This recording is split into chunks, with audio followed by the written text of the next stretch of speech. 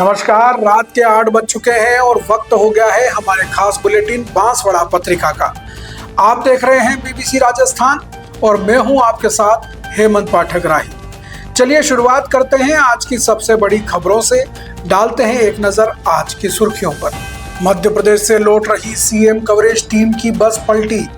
दाहोद में हुआ हादसा, फोटोग्राफर समेत 8 घायल। अवैध कत्ल खाने ले जाए जा रहे 11 गोवंश मुक्त। देवगढ़ बारिया में आरोपी के खिलाफ केस दर्ज। दाहोद रूरल पुलिस को मिली बड़ी सफलता। 2 मंदिर और बाइक चोरी के 3 मामले सुलझे, 4 तस्कर गिरफ्तार। बांसवाड़ा जिला अस्पताल में सेफ जोन ड्यूटी पर सवाल। पीएचसी सीएचसी में स्टाफ की कमी, पीएमओ और नर्सिंग अधीक्षक घेरे में। पिपलो पुलिस ने किया रेलवे केबल चोरी का खुलासा। 9 लाख का माल जब्त, 3 आरोपी गिरफ्तार। सरदार पटेल की 150वीं जयंती पर जन जागरण रैली। कसारवाड़ी पुलिस ने हेलमेट नहीं पहनने वालों को किया जागरूक। अफ्रीका में भारत का गौरव बनाया नया कीर्तिमान। गुजरात के भाई बहन ने केन्या पुलिस को कराया योग। घलकिया स्कूल में प्रवेशोत्सव पर विशाल रैली निकाली। घर घर जाकर बच्चों को जोड़ने का संदेश दिया। बांसवाड़ा में विधवा से 14.70 लाख की धोखाधड़ी। 2 साल से भटक रही न्याय के लिए एसपी से लगाई गुहार। दाहोद में किसानों से ओरन डांगरी पद्धति अपनाने की अपील। अनियमित मानसून के बीच पानी और लागत में होगी बचत। जूना बोरिया में मकान तोड़ने पर ग्रामीणों का प्रदर्शन। विधायक के नेतृत्व में वन विभाग के खिलाफ ज्ञापन दिया। आजादी के दशकों बाद भी वालरा फलिया सड़क से वंचित। दाहोद जिले में पक्की सड़क नहीं होने से 350 लोग परेशान। दाहोद के जायडस हॉस्पिटल में इलाज के नाम पर लापरवाही। विधायक के फोन पर भी डॉक्टर स्टाफ का दुर्व्यवहार। मेंटेनेंस के नाम पर घंटों बिजली कटौती से जनता परेशान। बांसवाड़ा में लापरवाही उजागर, आंदोलन की चेतावनी। तो ये थी आज की खास सुर्खियां। अब खबरों को देखते हैं विस्तार से। गुजरात के दाहोद जिले में बड़ा सड़क हादसा हुआ है। मध्य प्रदेश के भोपाल में मुख्यमंत्री का कार्यक्रम कवर कर अहमदाबाद लौट रही सूचना विभाग की टीम की बस कतवारा के पास हाईवे पर पलट गई। बस पलटने से उसमें सवार फोटोग्राफर सहित 8 व्यक्ति घायल हो गए। जानकारी के अनुसार 22 लोगों की टीम भोपाल गई थी। कार्यक्रम खत्म कर टीम अहमदाबाद लौट रही थी, तभी कतवारा के नजदीक हाईवे पर बस पलटी हो गई। हादसे की सूचना मिलते ही स्थानीय पुलिस और प्रशासन की टीम मौके पर पहुंची। सभी घायलों को तुरंत एम्बुलेंस से नजदीकी अस्पताल में भर्ती कराया गया है। प्राथमिक उपचार के बाद कुछ घायलों की हालत स्थिर बताई जा रही है। हादसे के कारणों की जांच की जा रही है। प्रारंभिक जानकारी में चालक को झपकी आने या तकनीकी खराबी की आशंका जताई जा रही है। सूचना विभाग के अधिकारियों ने घटना पर दुख जताया है और घायलों के जल्द स्वस्थ होने की कामना की है। भोपाल में हुए सीएम के कार्यक्रम की कवरेज के लिए गई पूरी टीम में हादसे के बाद हड़कंप मच गया। पुलिस ने मामला दर्ज कर आगे की कार्रवाई शुरू कर दी है। हाईवे पर कुछ देर के लिए यातायात भी प्रभावित रहा। दाहोद जिले के देवगढ़ बारिया में पुलिस ने बड़ी कार्रवाई की है। अवैध कत्ल खाने ले जाए जा रहे 11 गोवंश को पुलिस ने मुक्त कराया है। कापड़ी विस्तार के सलाट फलिया की झाड़ियों में से 9 गाय और 2 बैल सहित कुल 11 पशुओं को बचाया गया। देवगढ़ बारिया पीआई के राजपूत को पुख्ता सूचना मिली थी। सूचना के मुताबिक कापड़ी रशीद फलिया का फारूक उर्फ नकलो अब्दुल्ला कड़वा नाम का शख्स सलाट फलिया के पास गंडा बबूल की झाड़ियों में पशुओं की कत्ल करने की तैयारी में था। सूचना के आधार पर पुलिस दल ने देर रात मौके पर छापा मारा। झाड़ियों में 11 पशुओं को घास चारा या पानी के बिना छोटे रस्सों से बांध कर रखा गया था। पुलिस ने तुरंत कार्रवाई कर लगभग 2,20,000 रुपए कीमत के सभी पशुओं को सुरक्षित मुक्त कराया। मुक्त कराए गए पशुओं को तुरंत सुरक्षित आश्रय के लिए गोधरा की पंजरापोल परवड़ी भेज दिया गया। पुलिस ने आरोपी फारूक उर्फ नकलो के खिलाफ गुजरात पशु क्रूरता निवारण अधिनियम और गुजरात पशु संरक्षण संशोधन अधिनियम 2017 की धाराओं के तहत मामला दर्ज कर कानूनी कार्रवाई शुरू कर दी है। पुलिस की इस कार्रवाई से इलाके में अवैध पशु तस्करी पर रोक लगाने में मदद मिलेगी। दाहोद रूरल पुलिस को बड़ी सफलता मिली है। सीसीटीवी कैमरे तोड़कर मंदिरों को निशाना बनाने वाली तस्कर टोली को पुलिस ने सलाखों के पीछे पहुंचा दिया है। पुलिस ने तकनीकी और ह्यूमन सोर्स की मदद से 2 मंदिरों और एक बाइक चोरी सहित कुल 3 अनसुलझे अपराधों का पर्दाफाश कर 4 शातिर आरोपियों को गिरफ्तार किया है। गत 21 जून को चौसाला गांव के सुप्रसिद्ध केदारनाथ महादेव मंदिर में तस्करों ने धावा बोला था। पकड़े जाने के डर से चोरों ने सबसे पहले मंदिर के सीसीटीवी कैमरे तोड़ दिए थे। उसके बाद दान पेटियां तोड़कर नकद 1600 रुपए तथा 1500 रुपए कीमत के 5 कलश मिलाकर कुल 3100 रुपए की चोरी कर फरार हो गए थे। इस संबंध में दाहोद रूरल पुलिस स्टेशन में शिकायत दर्ज होने पर पुलिस ने जांच शुरू की थी। दाहोद विभाग के डीएसपी जेपी भंडारी के मार्गदर्शन में पुलिस इंस्पेक्टर केसी वाघेला ने अलग अलग टीमें बनाकर चोरों को पकड़ने के लिए अभियान चलाया। सर्विलांस स्क्वाड को मुखबिरों और तकनीकी सर्विलांस के आधार पर पक्की जानकारी मिली कि इस चोरी में स्थानीय गैंग शामिल है, जिसके आधार पर पुलिस ने 4 संदिग्ध युवकों को राउंड अप कर सघन पूछताछ की। पुलिस की पूछताछ में तस्कर टूट गए और केदारनाथ मंदिर की चोरी कबूल ली। साथ ही 10 दिन पहले बाकवा गांव के ऐतिहासिक शिव मंदिर में भी चोरी करना कबूला। गैंग के 2 साथी सागर मावी और विजय ओनिया ने 5 दिन पहले अहमदाबाद इंदौर नेशनल हाईवे से एक बाइक भी चोरी करना कबूला है, जो जैसावाड़ा और कतवारा थाने में दर्ज है। पुलिस ने मेहुल चौहान, सागर मावी, विनीत कुमार उर्फ मोनू बामनिया और विजय ओहनिया को गिरफ्तार कर लिया है। फिलहाल पुलिस ने चारों आरोपियों को हिरासत में लेकर चोरी का माल बरामद करने और उनकी हिस्ट्री खंगालने की कार्रवाई शुरू कर दी है। मंदिर में चोरी करने वाली टोली पकड़े जाने से स्थानीय श्रद्धालुओं ने राहत की सांस ली है। बांसवाड़ा जिला अस्पताल में सेफ जोन में ड्यूटी लगाने का मामला तूल पकड़ रहा है। जिला अस्पताल के नर्सिंग अधीक्षक और पीएमओ पर गंभीर सवाल उठ रहे हैं। एक तरफ गांवों में पीएचसी और सीएचसी पर स्टाफ की भारी कमी है, वहीं दूसरी तरफ जिला अस्पताल में सेफ जोन में ड्यूटी लगाने का खेल चल रहा है। सवाल उठ रहा है कि आखिर जरूरत वाले वार्डों में स्टाफ की कमी के बावजूद मेल फीमेल नर्सिंग स्टाफ को वहां क्यों नहीं लगाया जाता। सेफ जोन में ड्यूटी और हाजिरी के नाम पर लंबे समय से खेल चल रहा है, लेकिन इस पर विराम कब लगेगा, यह बड़ा सवाल है। बार बार सेफ जोन में लगे जिला अस्पताल के कई नर्सिंग मेल फीमेल स्टाफ अचानक गायब क्यों हो जाते हैं, यह भी जांच का विषय है। आखिर सेफ जोन में ड्यूटी लगाना जरूरी है या फिर नर्सिंग अधीक्षक की कोई मजबूरी है, इसे लेकर अस्पताल परिसर में चर्चाएं तेज हैं। ग्रामीण क्षेत्रों से आने वाले मरीजों को वार्डों में नर्सिंग स्टाफ नहीं मिलने से परेशानी हो रही है, जबकि सेफ जोन में तैनात स्टाफ की उपस्थिति पर भी संदेह जताया जा रहा है। स्वास्थ्य विभाग के आला अधिकारियों को इस मामले में दखल देकर स्टाफ की तैनाती में पारदर्शिता लाने की मांग उठ रही है। गुजरात के निकटवर्ती दाहोद क्षेत्र में पिपलोद पुलिस को बड़ी कामयाबी मिली है। बतवाड़ा टोल नाका के पास से रेलवे लाइन के केबल चोरी कर ले जा रहे 3 आरोपियों को पुलिस ने धर दबोचा। पुलिस ने ट्रैक्टर में भरे 93 बंडल केबल सहित कुल 9 लाख रुपए से अधिक का माल जब्त किया है। Police sub inspector NN Parmar और उनकी टीम द्वारा पिपलोद पुलिस स्टेशन क्षेत्र में संपत्ति संबंधी चोरी के अपराध रोकने के लिए वॉच रखी जा रही थी। इसी दौरान भतवाड़ा में वाहन चेकिंग चल रही थी, तभी पुलिस को सूचना मिली कि दाहोद की तरफ से भतवाड़ा टोल नाका की ओर आ रहे स्वराज कंपनी के नीले रंग के ट्रैक्टर की ट्रॉली में रेलवे के केबल भरे हैं। सूचना के आधार पर भतवाड़ा टोल नाका पर वाहन चेकिंग के दौरान ट्रैक्टर को रोका गया। ट्रैक्टर ट्रॉली की जांच करने पर उसमें से काले रंग के रेलवे लाइन के केबलों के बंडल भरे मिले। पुलिस ने तुरंत कानूनी कार्रवाई कर पिपलोद पुलिस स्टेशन में आगे की कार्रवाई करते हुए दाहोद लोकल अपराध के तहत आरोपियों और माल को पकड़ने में सफलता पाई है। पकड़े गए आरोपियों में दिनेश गुल्ला भाभोर, प्रशांत प्रताप सिंह, रहीश पाल सिंह और विकास सिंह शामिल हैं। पुलिस ने कुल 93 नग काले रंग के रेलवे लाइन के केबलों के बंडल जब्त किए, जिनकी कुल लंबाई 1584 मीटर और कीमत 3,94,800 रुपए है। इसके अलावा 3 मोबाइल फोन कीमत 6,000 रुपए और स्वराज कंपनी का ट्रैक्टर कीमत 5 लाख रुपए भी जब्त किया गया है। इस तरह पुलिस ने कुल 9,08,000 रुपए का माल कब्जे में लिया है।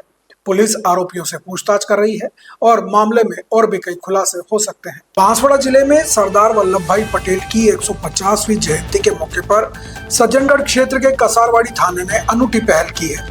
पुलिस अधीक्षक के निर्देशन और थानाधिकारी पुलिस थाना कसारवाड़ी के नेतृत्व में थाना सर्किल के CLG सदस्य, पुलिस मित्र, ग्राम रक्षक, यूथ CLG सदस्य एवं बिना हेलमेट वाहन चलाने वाले चालकों के साथ कार्यक्रम हुआ। इस दौरान सभी को राष्ट्रीय एकता, सड़क सुरक्षा और यातायात नियमों के पालन का संदेश दिया गया।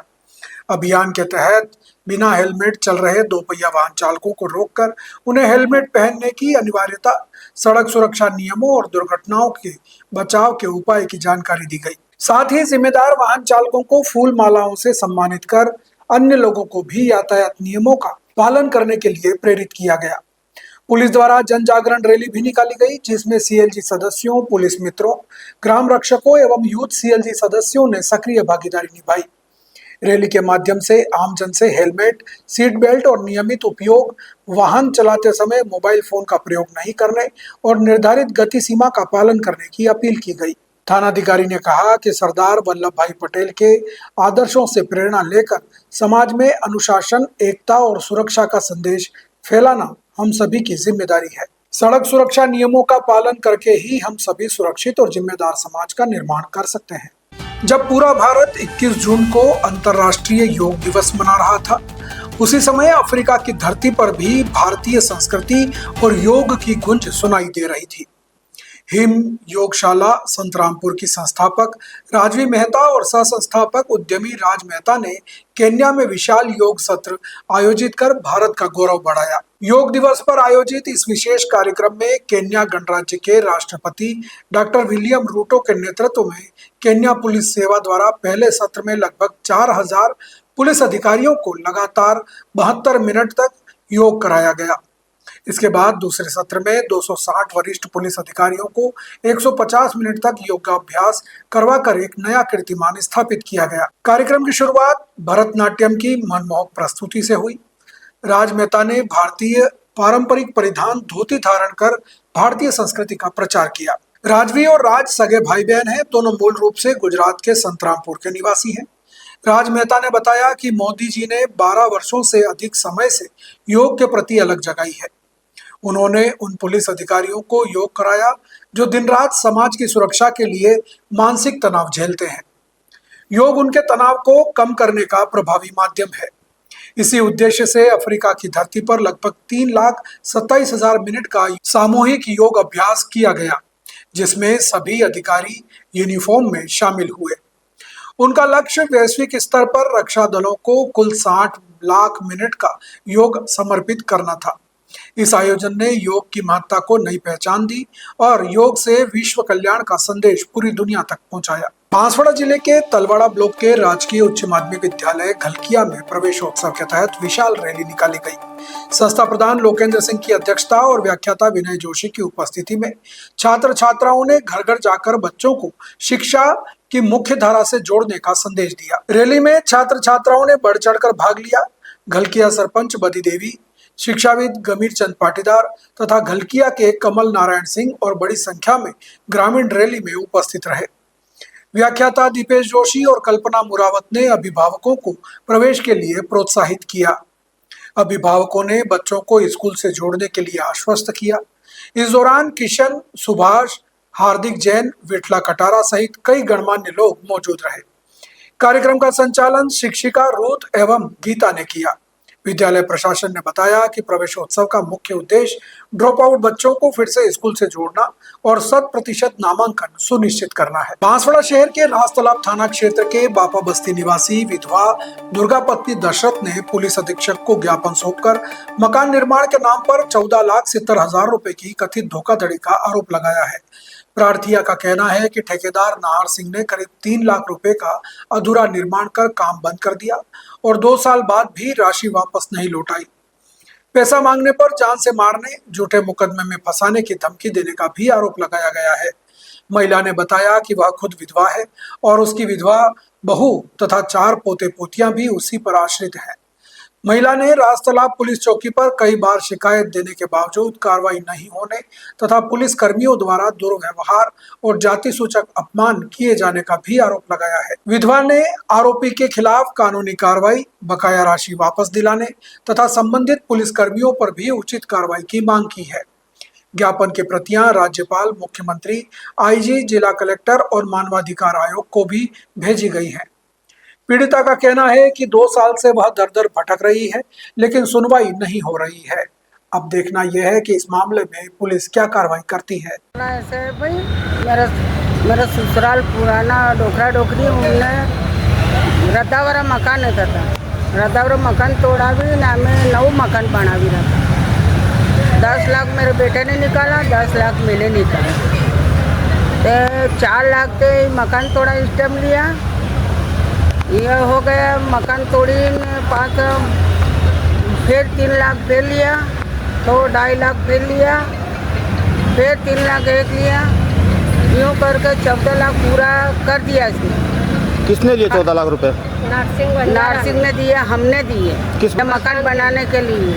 फिर मकान मौका खड़ा कर दिया। एक ईंट की पर्दी ली है, 2 ईंट की पर्दी नहीं ली, एक ईंट की पर्दी नहीं, सिंगल मकान बनाया नहीं। ये 3 कमरे, एक किचन बनाया।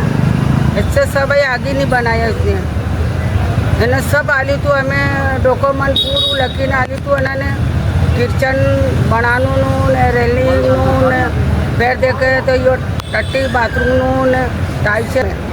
ये नारसी ने क्या 14 लाख रुपए लूँगे, सारा काम हम करके तुम्हारे चाबी हाथ में आ लूँगी। लिखा पड़ी हुई थी, एग्रीमेंट कराया हमने, फिर भी हमारा काम नहीं, नारसी ने नहीं करा।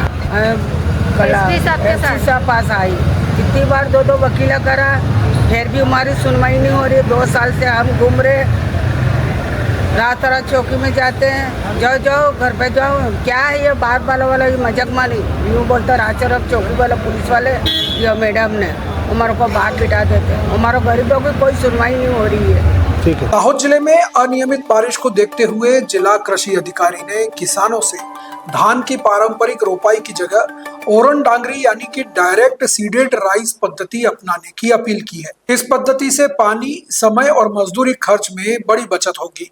धान की रोपाई के लिए लगातार और पर्याप्त पानी की जरूरत होती है। मौजूदा हालात में बारिश की अनिश्चितता के कारण रोपाई देर से होने की आशंका है, जिससे उत्पादन पर प्रतिकूल असर पड़ सकता है। ऐसे में ओरन डांगरी पद्धति किसानों के लिए अधिक उपयुक्त और आर्थिक रूप से फायदेमंद विकल्प साबित हो सकती है। इस पद्धति में थरू तैयार करने और रोपाई की जरूरत नहीं होती। जमीन में पर्याप्त नमी उपलब्ध होते ही सीधे धान की बुआई की जा सकती है। इससे पानी, समय और मजदूरी की उल्लेखनीय बचत होती है और समय पर फसल स्थापित हो पाती है। किसानों को सलाह दी गई है कि वे प्रामाणिक और अनुशंसित धान की किस्मों का बीज इस्तेमाल करें। साथ ही बीज उपचार, खाद प्रबंधन और खरपतवार नियंत्रण को लेकर कृषि विभाग की सिफारिशों का पालन करें। अधिक मार्गदर्शन के लिए किसान अपने क्षेत्र के ग्राम सेवक, विस्तार अधिकारी, सहायक कृषि निदेशक और जिला कृषि अधिकारी कार्यालय से संपर्क कर सकते हैं। प्रतापगढ़ जिले में धरियावाद के जूना बोरिया गांव में वन विभाग द्वारा अवैध अतिक्रमण हटाने की कार्रवाई के दौरान एक गरीब परिवार के मकान को ध्वस्त किए जाने के विरोध में ग्रामीणों में आक्रोश फैल गया। विधायक छावरचंद डामोर के नेतृत्व में सैकड़ों किसानों और ग्रामीणों ने वन विभाग की कार्रवाई के खिलाफ विरोध प्रदर्शन किया। प्रदर्शनकारियों ने सरकार और वन विभाग के खिलाफ जमकर नारेबाजी करते हुए उपखंड कार्यालय पहुंचकर ज्ञापन भी सौंपा। विधायक डामोर ने आरोप लगाया कि जूना बोरिया गांव में जिस मकान को वन विभाग ने अवैध अतिक्रमण बताकर ध्वस्त किया, वह ग्राम पंचायत की भूमि पर निर्मित था। उन्होंने कहा कि भूमि सीमांकन की सही जानकारी के अभाव में विभाग द्वारा यह कार्रवाई की गई, जिससे एक गरीब परिवार बेघर हो गया है। मकान टूटने से परिवार की महिला सहित 2 मासूम बच्चों का आशियाना उजड़ गया। विधायक ने वन विभाग की कार्रवाई की कड़ी निंदा करते हुए राज्य सरकार को भी जिम्मेदार ठहराया और पीड़ित परिवार को शीघ्र आवास निर्माण एवं आर्थिक सहायता उपलब्ध कराने की मांग की है। डामोर ने चेतावनी दी कि यदि जल्द ही पीड़ित परिवार को राहत नहीं दी गई तो ग्रामीणों और किसानों के साथ मिलकर बड़ा आंदोलन किया जाएगा। इस दौरान बड़ी संख्या में ग्रामीण, किसान और जनप्रतिनिधि मौजूद रहे।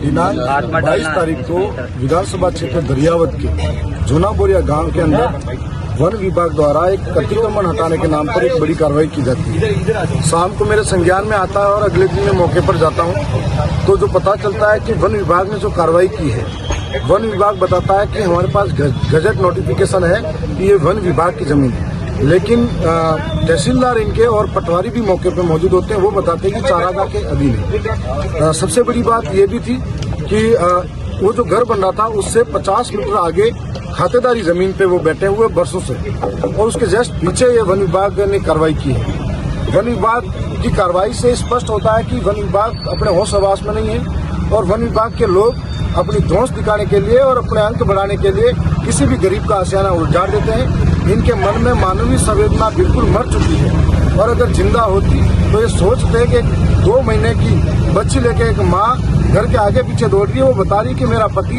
एक ईंट के लिए अहमदाबाद में मजदूरी करके इसको बड़ा कर रहा है, इसको बनाया। और हम सब जानते हैं कि किसी गरीब का आशिया उजाड़ना कितना बड़ा गुनाह होता है, लेकिन इनको जरा भी कोई डर नहीं है।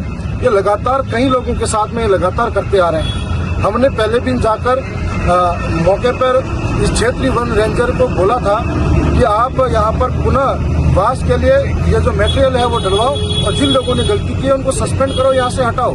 लेकिन अभी तक ये वन विभाग सोया रहा, कोई भी कार्रवाई नहीं की। आज ये जन आक्रोश फूटा है और ये सड़कों पर बैठा है। ये माननीय भजनलाल जी की सरकार के अंदर आज ये लोग मजबूर है सड़कों पर बैठने को। कभी दरियावत के अंदर ये घटना होती है, कभी दलोट के अंदर होती है, कभी हरनौत में होती है, कभी बाड़मेर में होती है, कभी किसी और में होती है।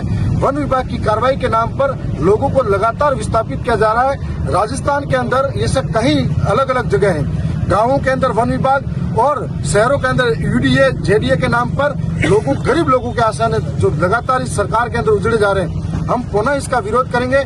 आज हम यहाँ पर आए हैं, यदि हमारी बातें पूर्ण सहमति नहीं बनती है तो सारे लोग मिलकर रेंजर ऑफिस के अंदर हम लोग रेगुलर वहाँ पर धरना लगवाएंगे। ठीक है ना। दाहोद जिले में फतेहपुरा के गडरा गांव में स्थित वालरा फलिया आजादी के कई दशकों बाद भी पक्की सड़क से वंचित है। इस फलिये में करीब 50 से अधिक परिवारों के 350 से ज्यादा लोग निवास करते हैं, जो आज भी मूलभूत सुविधाओं के लिए संघर्ष कर रहे हैं। बारिश के दौरान पूरा मार्ग कीचड़ में तब्दील हो जाता है। इस कारण कोई बीमार पड़े या गर्भवती महिला को अस्पताल ले जाना हो तो एम्बुलेंस नहीं पहुंच पाती। मरीजों को खाट पर सुलाकर मुख्य मार्ग तक ले जाने की मजबूरी है। स्थानीय निवासियों का आरोप है कि वे लंबे समय से प्रशासन, उच्च अधिकारियों और क्षेत्र के नेताओं को कई बार मौखिक और लिखित रूप में शिकायत कर चुके हैं। बार बार निवेदन के बावजूद कोई कार्रवाई नहीं हुई। स्थानीय लोगों में नेताओं और प्रशासन के प्रति भारी रोष है। इस मामले में मार्ग और मकान विभाग झालोद के मयंक सांगाड़ा ने बताया कि सड़क का एस्टीमेट बन चुका है। अब टेंडर ऑनलाइन होगा और एजेंसी तय होने के बाद वर्क ऑर्डर दिया जाएगा। उन्होंने कहा कि यह प्रक्रिया पूरी होने में लगभग 1 से 1.5 महीने का समय लग सकता है। उसके बाद सड़क का काम शुरू किया जाएगा। ऐसे में वालरा फलिया के 350 लोगों को पक्की सड़क की सुविधा कब मिलेगी, यह बड़ा सवाल है। जनता अब सिर्फ आश्वासनों से थक चुकी है और जल्द कार्रवाई की उम्मीद कर रही है। दाहोद जिले के जायडस हॉस्पिटल में इलाज के नाम पर लापरवाही का गंभीर मामला सामने आया है।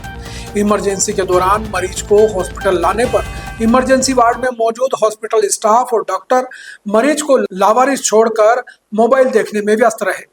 मरीज के परिजनों ने इलाज के लिए विनती की तो वहां मौजूद इमरजेंसी विभाग के मुख्य डॉक्टर और नर्सिंग स्टाफ ने अभद्र व्यवहार किया।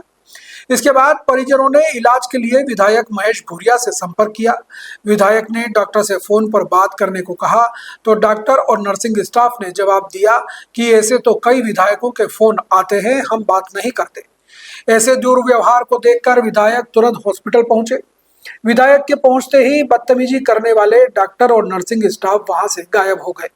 गौरतलब है कि अन्य राज्यों के स्टाफ व डॉक्टरों पर पहले भी दाहोद व आसपास के गरीब आदिवासी कम पढ़े लिखे मरीजों के साथ निष्ठा से इलाज करने के बजाय अभद्र व्यवहार करने की शिकायतें मिलती रही है। मरीजों और उनके परिजनों से मनमानी भाषा में बात करने के आरोप लगते रहे हैं। आज विधायक के सामने भी यही बर्ताव हुआ तो वे भी स्टाफ के रवैये से चौंक गए। विधायक ने हॉस्पिटल पहुंचकर स्टाफ और डॉक्टरों को गरीब मरीजों के प्रति उनकी ड्यूटी से वाकिफ कराया। मांग उठ रही है कि ऐसे डॉक्टर और नर्सिंग स्टाफ को तुरंत ड्यूटी से हटाकर निष्ठावान लोगों को सेवा का मौका दिया जाए। हॉस्पिटल स्टाफ और डॉक्टरों को मरीजों से वाणी, व्यवहार और भाषा में सुधार के साथ बेहतर इलाज के लिए अलग से ट्रेनिंग दी जानी चाहिए। अगर ऐसी घटनाएं बार बार हुई तो जनता के आक्रोश का शिकार बनना तय है। बांसवाड़ा शहर में बिजली विभाग की ओर से मेंटेनेंस के नाम पर की जा रही लगातार बिजली कटौती से आम जन परेशान है। बार बार हो रही बिजली की आंख मिचौली से लोगों में भारी नाराजगी देखने को मिल रही है। जब बीबीसी राजस्थान न्यूज टीम ने शहर के विभिन्न क्षेत्रों में बिजली व्यवस्था की जमीनी पड़ताल की तो कई चौंकाने वाली तस्वीरें सामने आई। कई स्थानों पर विद्युत लाइनों के नंगे तार पेड़ों की टहनियों से सटे मिले, जिससे दुर्घटना का खतरा बना हुआ है। कहीं डीपी और बिजली के पोलों पर तालों का मकड़ जाल दिखाया गया तो कई ट्रांसफार्मर पर बेलें चढ़ी हुई मिली। ऐसे हालात बिजली के मेंटेनेंस दावों पर सवाल खड़े कर रहे हैं। स्थानीय लोगों का कहना है कि नियमित और निर्बाध बिजली आपूर्ति के बजाय घंटों कटौती की जा रही है, जिससे घरेलू, व्यावहारिक और विद्यार्थियों का काम प्रभावित हो रहा है। लोगों ने बिजली विभाग से जल्द व्यवस्था सुधारने की मांग की है, चेतावनी देते हुए कहा कि यदि समय पर बिजली आपूर्ति और लाइन सुधार का कार्य नहीं हुआ तो आम जन आंदोलन करने को मजबूर होंगे। लोगों का आरोप है कि मेंटेनेंस के नाम पर सिर्फ कागजी खानापूर्ति हो रही है, धरातल पर हालात जस के तस बने हुए हैं। दरअसल पिछले कुछ दिनों से बिजली विभाग द्वारा लगातार अलग अलग क्षेत्रों में कई घंटों तक बिजली कटौती मेंटेनेंस के नाम पर की जाती है, लेकिन जैसे ही थोड़ी सी हवा चलती है या बारिश की जरा सी भी बूंदाबांदी होती है, तुरंत बिजली गुल हो जाती है और कई घंटों तक बहाल नहीं हो पाती। ऐसे में लोगों को भारी परेशानियों का सामना करना पड़ता है और गर्मी और उमस से बेहाल हो जाते हैं। अब देखना यह है कि बिजली विभाग इन समस्याओं को कब तक दूर कर पाता है और लोगों को राहत मिलती है। बांसवाड़ा जिले में पालोदा निवासी वीरेंद्र बुनकर की संदिग्ध मृत्यु के मामले में निष्पक्ष एवं उच्च स्तरीय जांच की मांग को लेकर अनुसूचित जाति कांग्रेस ने मुख्यमंत्री के नाम उपखंड अधिकारी गढ़ी को ज्ञापन सौंपा है। ब्लॉक अध्यक्ष किशोर कुमार के नेतृत्व में सौंपे गए ज्ञापन में मामले की निष्पक्ष और वैज्ञानिक जांच, दोषियों के विरुद्ध कठोर कानूनी कार्रवाई तथा पीड़ित परिवारों को आर्थिक सहायता एवं उचित मुआवजा देने की मांग की गई है। कांग्रेस नेताओं ने कहा कि वीरेंद्र बुनकर की मौत संदिग्ध परिस्थितियों में हुई है, लेकिन अभी तक मामले में कोई ठोस कार्रवाई नहीं हुई है। इससे समाज में रोष है। ज्ञापन सौंपने के दौरान जिला अध्यक्ष कालूराम यादव, प्रताप यादव, ब्लॉक उपाध्यक्ष मनोज, मंडल अध्यक्ष प्रभुलाल बुनकर, पालोदा सहित अनुसूचित जाति कांग्रेस ब्लॉक गढ़ी के अनेक पदाधिकारी एवं कार्यकर्ता उपस्थित रहे। सभी ने एक स्वर में पीड़ित परिवार को न्याय दिलाने की मांग की और चेतावनी दी कि यदि जल्द कार्रवाई नहीं हुई तो आंदोलन किया जाएगा। डूंगरपुर जिला पुलिस अधीक्षक मनीष कुमार के निर्देशन में चलाए जा रहे विशेष अभियान ऑपरेशन स्वच्छता के तहत बिछीवाड़ा पुलिस ने रतनपुर बॉर्डर पर बड़ी कार्रवाई को अंजाम दिया है। अतिरिक्त पुलिस अधीक्षक खीन सिंह और वृत्ताधिकारी हंसाराम के निर्देश में थानाधिकारी कैलाश चंद्र सोनी के नेतृत्व में टीम ने नेशनल हाईवे 48 पर नाकाबंदी के दौरान उदयपुर की तरफ से आ रहे अशोक लीलैंड ट्रक कंटेनर को रोका। मुखबिर से सूचना मिली थी कि इस ट्रक में साइकिल पार्ट्स की आड़ में गुजरात ले जाई जा रही अवैध अंग्रेजी शराब भरी है। पूछताछ में ट्रक चालक नरेश कुमार, पिता ओम प्रकाश, उम्र 33 साल, निवासी ढांड, थाना भट्टू, जिला फतेहाबाद, हरियाणा ने कंटेनर में साइकिल पार्ट्स होना बताया। शक होने पर कंटेनर की तलाशी ली गई तो साइकिल के पार्ट्स के बीच छिपा कर रखे गए विभिन्न ब्रांड की अंग्रेजी शराब के 224 कार्टन मिले। सभी कार्टनों का for sale only in Chandigarh अंकित था। पुलिस ने मौके पर शराब, ट्रक कंटेनर और आरोपी नरेश कुमार को गिरफ्तार कर प्रकरण दर्ज किया है। जब्तशुदा अंग्रेजी शराब की अनुमानित बाजार कीमत लगभग 20 लाख रुपए बताई जा रही है। शराब तस्करी के नेटवर्क के संबंध में अनुसंधान जारी है। सराहनीय कार्य करने वाली टीम में एसएचओ कैलाश चंद्र सोनी, जोगेंद्र सिंह, युवराज सिंह, कपिल, कुंदन सिंह और गौरव शामिल रहे। कृषि उपज मंडी समिति प्रतापगढ़ के व्यापार मंडल का भव्य पदभार ग्रहण एवं शपथ ग्रहण समारोह संपन्न हुआ। कार्यक्रम के मुख्य अतिथि कैबिनेट मंत्री हेमंत मीणा और विशिष्ट अतिथि सांसद चंद्र प्रकाश जोशी थे। कार्यक्रम का संचालन भाजपा नगर अध्यक्ष उत्सव जैन ने किया। नवीन कार्यकारिणी ने अतिथियों का साफा और माल्यार्पण कर स्वागत किया। सांसद सीपी जोशी ने नवनियुक्त अध्यक्ष धनपाल बोरदिया को पद व गोपनीयता की शपथ दिलाई। इसके बाद मंत्री हेमंत मीणा ने पूरी कार्यकारिणी को सामूहिक शपथ दिलाई। मंत्री मीणा ने कहा कि मंडी के विकास, आधुनिकीकरण और व्यापारियों की सहूलियत के लिए जो भी सुझाव या मांगे रखी जाएंगी, उन्हें राज्य सरकार के सहयोग से प्राथमिकता पर पूरा किया जाएगा। सांसद जोशी ने 12 वर्षों से मिली सौगातें गिनाते हुए कहा कि प्रतापगढ़ को विकास में हमेशा अग्रणी रखा जाएगा। उन्होंने बताया कि शहर में बाईपास का काम पूरा हो चुका है, केंद्रीय विद्यालय और नवोदय विद्यालय के भवन बन चुके हैं। रेलवे पर बड़ी जानकारी देते हुए कहा कि नीमच, बांसवाड़ा, दाहोद, नंदुरबार रेल मार्ग का फाइनल सर्वे कंप्लीट हो गया है। जल्द ही प्रतापगढ़ को रेल लाइन की सौगात मिलेगी। समारोह में भाजपा प्रदेश कार्य समिति सदस्य पिंकेश पोरवाल, जिला महामंत्री रवि जोशी, नरेंद्र गिरी गोस्वामी सहित बड़ी संख्या में व्यापारी व किसान मौजूद रहे। अंत में उपाध्यक्ष सतीश शाह ने आभार जताया। बांसवाड़ा जिले के कुशलगढ़ में विवाहित महिलाओं ने अपने पति की लंबी उम्र और सुख समृद्धि के लिए वट सावित्री का व्रत रखा। सुबह से ही महिलाएं सोलह श्रृंगार कर, पूजा की थाल सजाकर बरगद के पेड़ के नीचे एकत्रित हुई। महिलाओं ने वट वृक्ष की विधि विधान से पूजा अर्चना की। जल अक्षत, रोली, कुमकुम, फूल फल और मिष्ठान अर्पित कर बरगद को भोग लगाया। इसके बाद लाल मोली धागे को लेकर वृक्ष के चारों ओर 7 बार परिक्रमा की।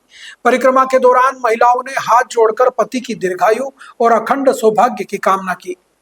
पूजा के बाद एक स्थान पर बैठकर महिलाओं ने सावित्री सत्यवान की कथा सुनी। धार्मिक ग्रंथों के अनुसार पीपल की तरह वट वृक्ष में भी मां लक्ष्मी का वास माना जाता है। कथा के अनुसार जब यमराज सत्यवान के प्राण लेने जाने लगे तो सावित्री भी उनके साथ पीछे चलने लगी। पति के प्रति उसकी निष्ठा देखकर यमराज ने वरदान मांगने को कहा। सावित्री ने 100 पुत्रों की माता बनने का वरदान मांगा। वरदान मिलने पर सावित्री ने कहा कि वह पतिव्रता है और पति के बिना मां नहीं बन सकती। यह सुनकर यमराज को अपनी गलती का एहसास हुआ और उन्होंने सत्यवान के प्राण लौटा दिए। मान्यता है कि इस दिन वट वृक्ष की पूजा से पति की आयु और बढ़ती है और दाम्पत्य जीवन सुखमय रहता है। व्रत के बाद महिलाओं ने एक दूसरे को प्रसाद बांटा और आशीर्वाद लिया। तो ये थी आज की बड़ी खबरें। ऐसी ही सटीक और तेज खबरों के लिए देखते रहिए रोजाना रात 8 बजे बांसवाड़ा पत्रिका। अगर आप भी अपने क्षेत्र, संस्था, समाज या संगठन की खबरें हमारे साथ साझा करना चाहते हैं तो हमें संपर्क करें 9414102499 पर। और प्रदेश की हर ताजा जानकारी के लिए सब्सक्राइब करें हमारे इंस्टाग्राम और यूट्यूब चैनल BBC राजस्थान को। नमस्कार।